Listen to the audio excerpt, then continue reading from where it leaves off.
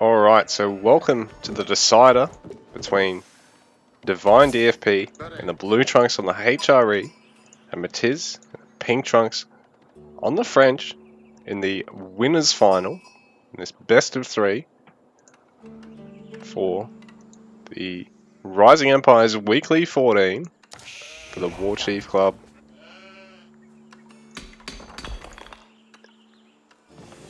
So we've got another HRE pick here for DFP, while Matiz switching to French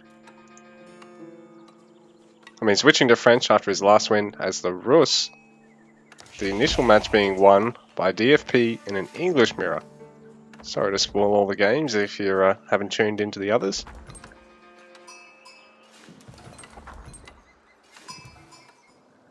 So we're through to the decider.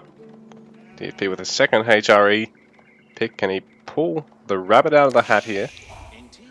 Or has Matiz successfully turned all momentum in the series?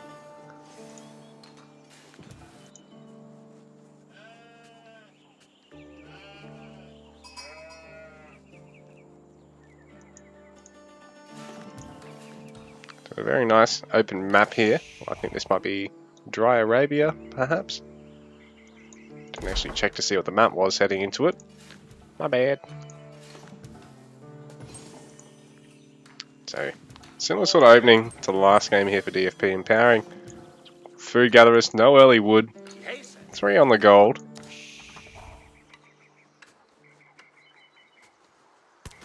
French this time for Matiz, so everything on the food up to 8 or 9 food gatherers, then everything on then a couple on the gold.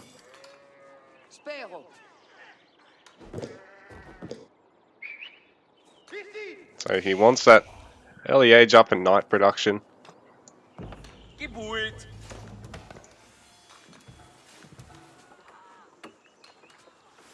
So will DFP get things over his opponent this time, playing against another Night Civ, the other Night Civ from Matiz.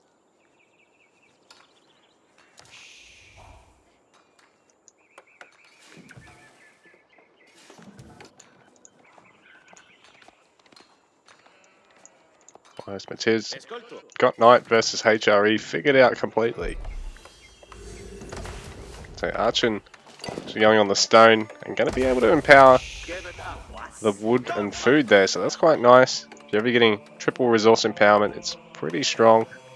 It's really going to favour whatever early game build that you're going to do that'll based off it. So he's going for a really quick Archon with the 7 gatherers throwing it down. Matiz is going to spot this and he's going to be able to go for an early night, as well as go for his own stone gathering as well. So the second TC and the age up will be a little bit slower for Matiz, but they're going to definitely be on the way. And on top of that, he's going to have that night aggression. His opponent is going to have to go for spears, or you can even go for horsemen, Matiz, just to save on that initial cavalry investment. So if your opponent does go to the spears and ward you off completely, you're not really out of pocket that much.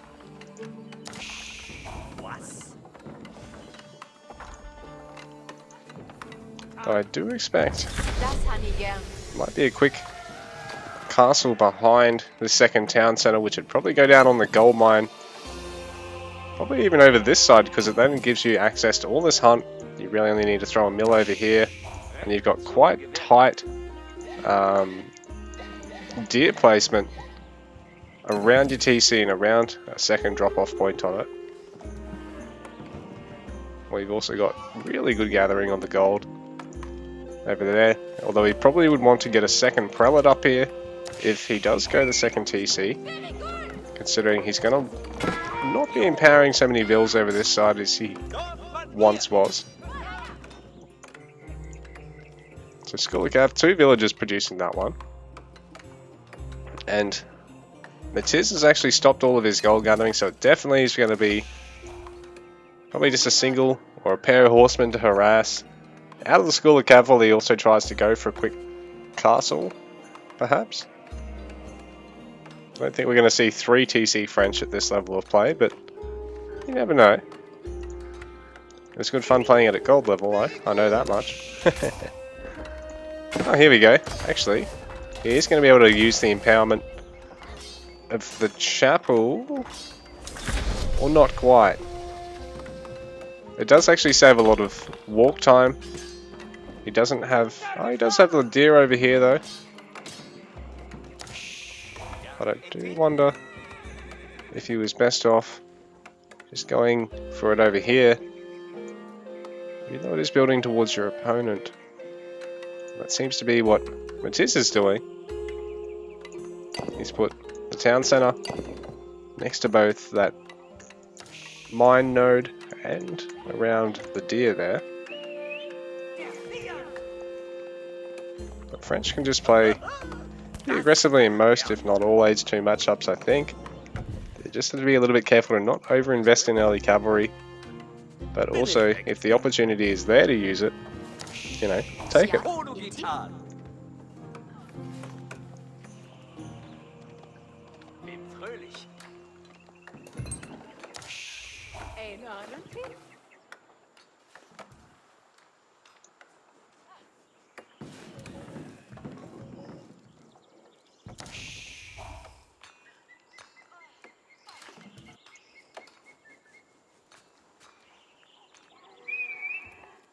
Definitely a slow starter here.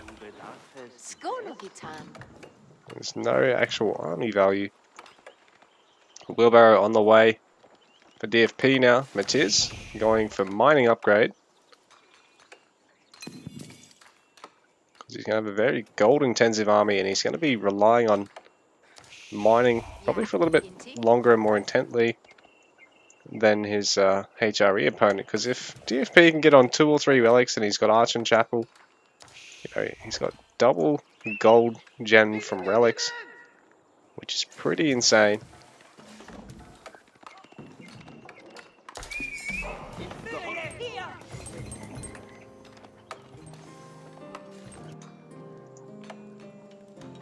The DFP can actually add double broadaxe, forestry as well now too. Let's say Matisse hasn't taken any H2 ecotechs. Oh, he's going to get horticulture now. I mean, any ecotechs other than the mining one, but he's going to get horticulture now. Forestry is an interesting upgrade. Like, I mean, it's cheap, but it's not as impactful as your other upgrades. But DFP does already have his first woodcutting upgrade, so I mean, it does get more valuable the more villages you have on wood and the more other wood upgrades that you have, so it might be worth it here for him. Especially if he's really having to play around anti-cav in the matchup. Has to get a lot of spears. So DFP trying to take mill down here, but the villager being spotted. There's not really much in the way of army value yet for our players. Single knight here, trying to harass these empowered food gatherers, which isn't a bad idea, but there's a pair of spears in the mix, and the knight does eventually go down.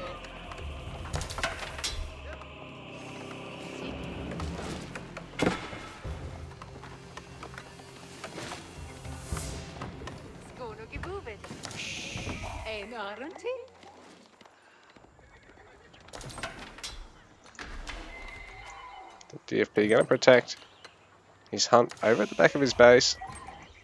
Wonder if he was best off grabbing the front side one first and then expanding down here, because it's going to be hard for him to actually hold on to this very soon once Matisse starts reducing army. But in saying that, it looks like Matisse wants to get his castle age first.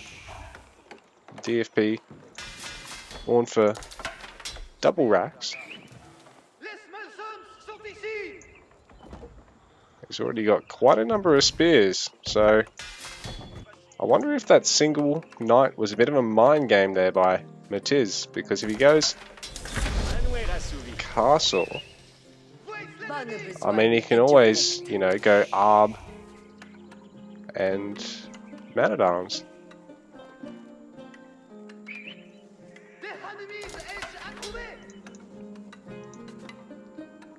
If he goes ARB bowman man-at-arms, it's really sort of hard for DFP to actually deal with without transitioning to his own castle age man-at-arms plus knights.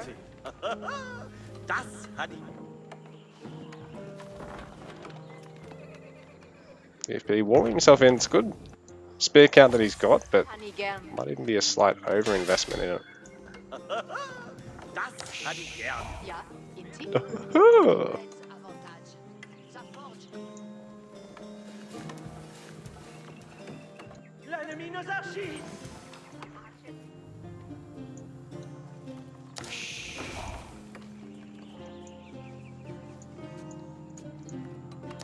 Yeah, so a lot of rangers and a barracks now. School Cav sitting inactive.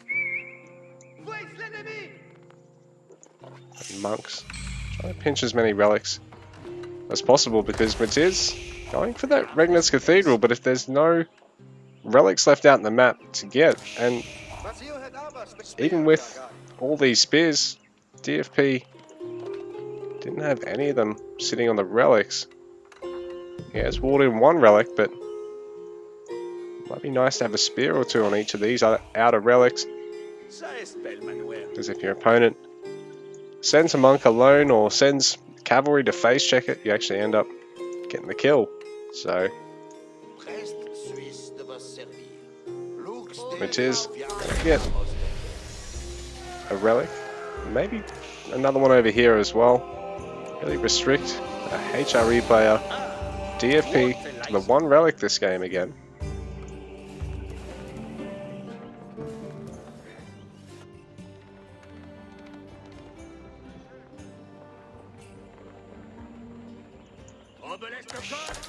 Little ARB hit squad heading out. So against infantry, it's going to do wonders. There's no range or cavalry to really deal with them at the moment, so double armory production here. Infantry speed, ranged armor, and a market for DFP. Those early spears, the double barracks production for them, not really sort of being for naught there, I think.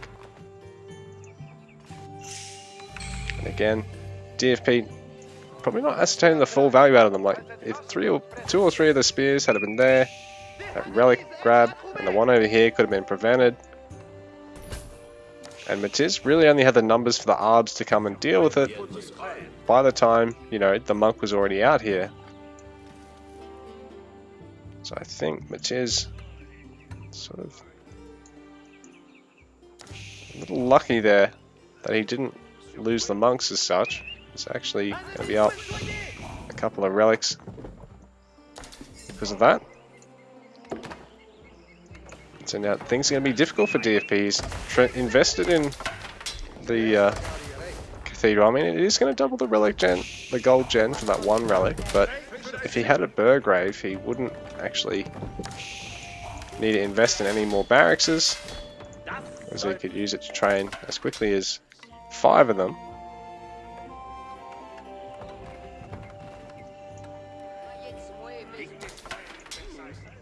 So Matiz putting together quite a solid army here. He's really boomed a little bit of a lead in terms of the army size, and I mean his worker count slightly higher, being the French player as well. He has slightly quicker villager production that increases with age. And yeah, the Regnitz Cathedral not being used to its full potential, I think. A couple of relics. Grab being a little bit easy there, even though DFP did have the bigger army investment early on. So now again, he's having to play a little bit defensive.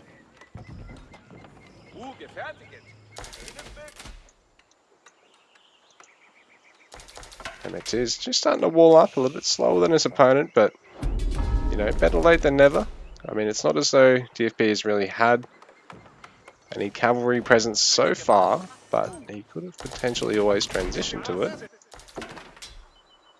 So Matthias now going to look at trying to get on the Sacreds, try and force DFP really out in the open, because you can't be behind on relics more than 2 to 1, and I mean it's 4 to 1 in terms of relics, and also have your opponent take the Sacreds, even as HRE.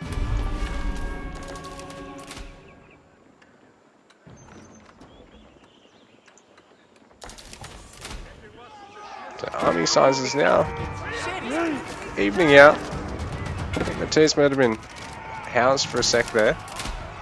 Both players 150 max pop and just sort of looking to take a engagement here.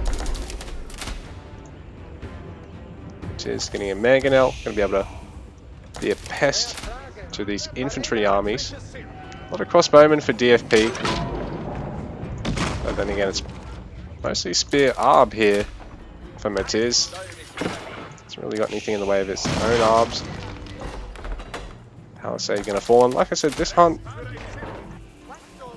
because DFP's gone on this backside hunt, if he had gone for this one earlier, he might have been able to go on this one later. But in saying that, it might have also prompted Matthias to invest in earlier cavalry production. But then again, DFP went double barracks anyway to defend, so he would have been prepared to anyway, I think. So I do wonder if he was best off actually putting the town centre up here.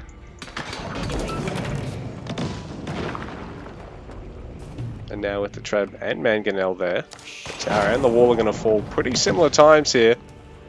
And the clock's ticking for DFP to, you know, get a defensive keep down and actually try and either break Matthias in a failed push or try and harass him back at home somewhere. Because right now Matthias, his eco is going to be just spiraling out of control, I think.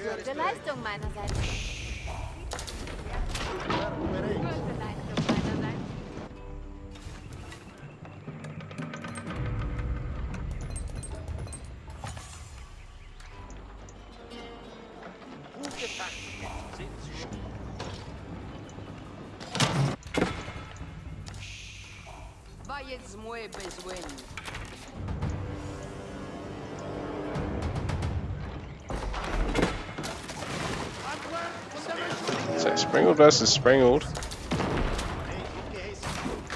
Matthias lucky to get a easy kill there off DFP. Tower's about to fall. The gap in the wall now. So Matthias going to be able to start creeping forward a little bit. Another Springled in the mix. And the beauty is these guys also hit really, really hard against Man-at-Arms. So whoever actually breaks and makes Man-at-Arms first alongside a composition of mixed range and spearmen, it's going to find that they need to clean up the Springleds because they'll actually be quite cost effective against them and Knights. Obviously until the Knights or Man-at-Arms get on top of the Springleds. It's also going to mean DFP can't clean up the Mangonel. If he can't clean up the Springleds, he can't clean up the Mangonel or the Trebuchet.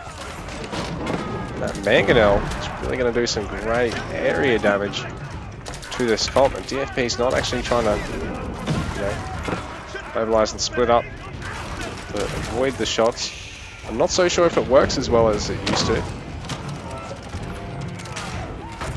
He's going to creep forward. He has a nice concave there, and he's got 27. But there is a similar count there for the ARBs left for Matthias at the moment. And with the Mangonel backing them up, I don't think it's any competition because, yeah, that count on those range really dropping to about 15 compared to this. About nearly 30 range there for Matthias still. Matthias has made great use of the Springleds. DFP having to be a little bit careful with his at the moment. He's now starting to inspire his, so we'll give them a little bit more range, armor, and damage, I believe.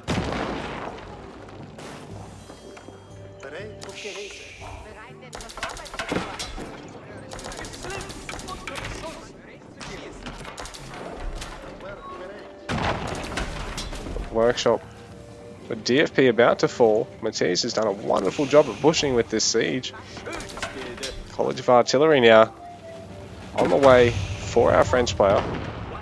Our HRE player. He's still struggling because he's not found a way to get out and break this sacred site win con, which is approaching 6 minutes away. And Matisse has just got so much more army population in siege at the moment.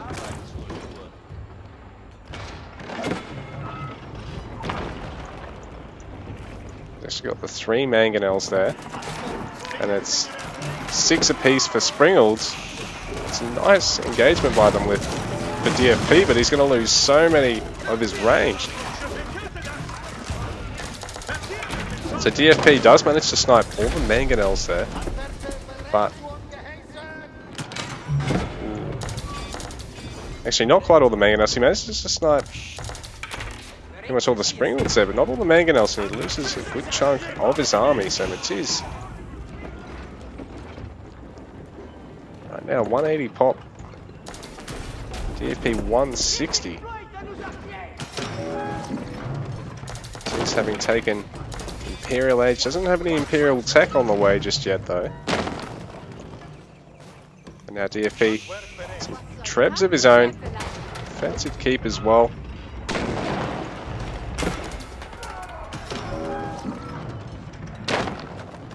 Does have the stone to get another keep somewhere. It's always quite nice. He's having to be a bit careful, trying to split up his units as best he can to avoid the mangonel shots here without having any of his own. It's going to be quite hard to take this fight because he's sort of relying on a favourable mixed range infantry engagement here with melee infantry, while Springalds just prevent, you know, mangonels being active. But with mangonels and Springalds on the other side, you've got to be really careful. DFP starting to fall further and further behind, but his army is still growing at this stage. Matisse is maxed out, but DFP deciding he's not going to be able to mount one last fight successfully, I think. And GG, Matisse goes through to the grand final.